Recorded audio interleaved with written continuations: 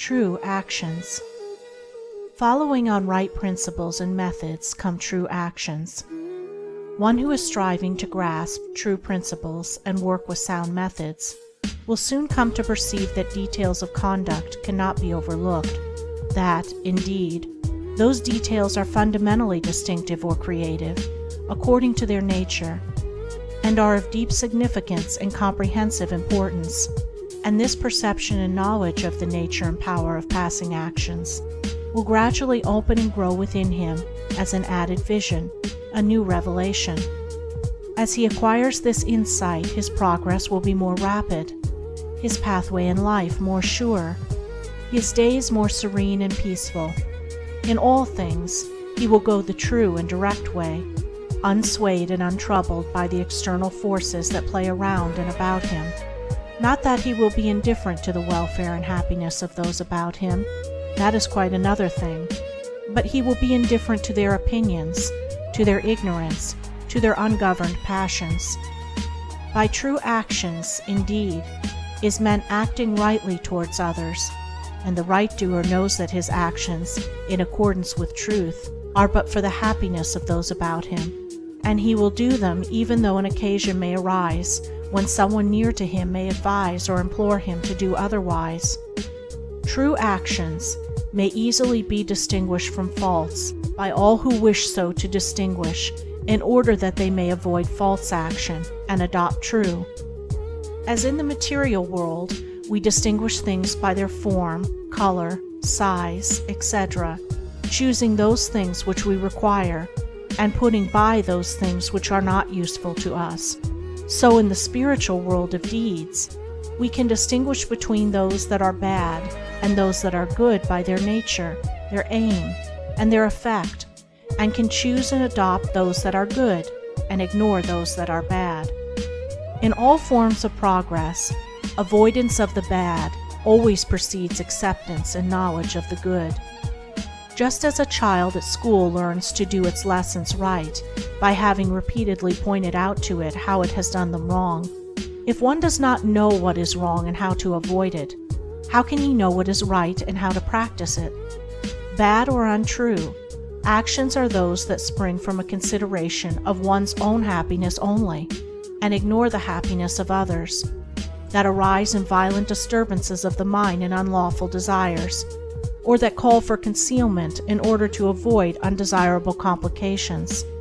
Good or true actions are those that spring from a consideration for others, that may arise in calm reason and harmonious thought framed on moral principles, or that will not involve the doer in shameful consequences if brought into the full light of day. The right doer will avoid those acts of personal pleasure and gratification which by their nature bring annoyance, pain, or suffering to others, no matter how insignificant those actions may appear to be. He will begin by putting away these. He will gain a knowledge of the unselfish and true by first sacrificing the selfish and untrue. He will learn not to speak or act in anger, or envy, or resentment, but will study how to control his mind, and will restore it to calmness before acting, and most important of all, he will avoid, as he would the drinking of deadly poison, those acts of trickery, deceit, double-dealing, in order to gain some personal profit of advantage, and which lead, sooner or later, to exposure and shame for the doer of them.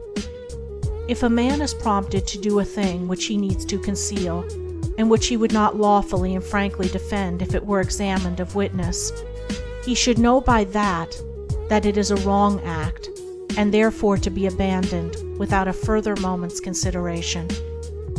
The carrying out of this principle of honesty and sincerity of action, too, will further lead him into such a path of thoughtfulness and right doing as will enable him to avoid doing those things which would involve him in the deceptive practices of other people.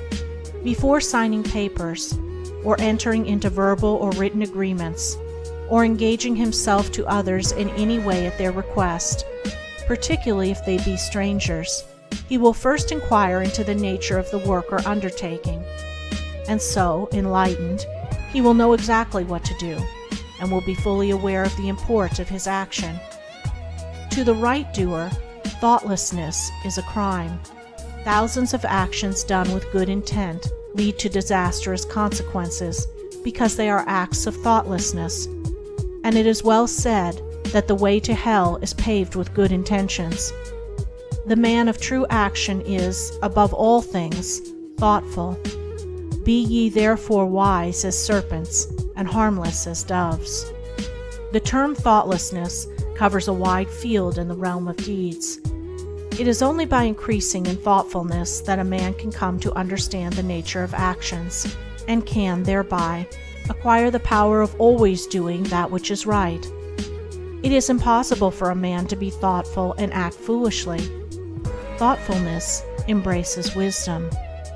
It is not enough that an action is prompted by a good impulse or intention. It must arise in thoughtful consideration, if it is to be a true action. And the man who wishes to be permanently happy in himself, and a power for good to others, must concern himself only with true actions. "I did it with the best of intentions" is a poor excuse from one who has thoughtlessly involved himself in the wrongdoing of others. His bitter experience should teach him to act more thoughtfully in the future.